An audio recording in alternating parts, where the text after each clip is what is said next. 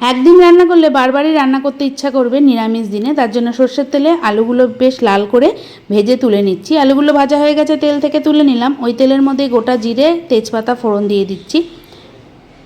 এবার দিয়ে দিচ্ছি একটা বড় সাইজের টমেটো।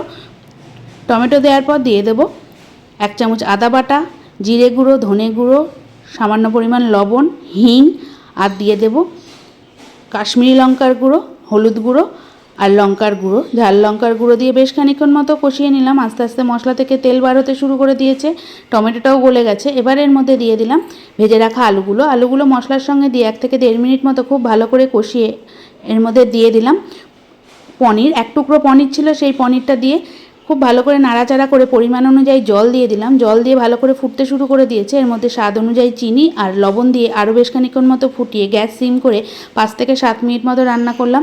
আস্তে আস্তে আলু সিদ্ধ হয়ে গেছে। নামানোর আগে ঘি আর গরম মশলার গুঁড়ো দিয়ে নামিয়ে নিলাম। তাহলে তৈরি হয়ে গেল নিরামিষ আলুর দম, সেটা আবার পনির দিয়ে। আশা করছি রেসিপিটা আপনাদের সকলেরই ভালো লাগলো।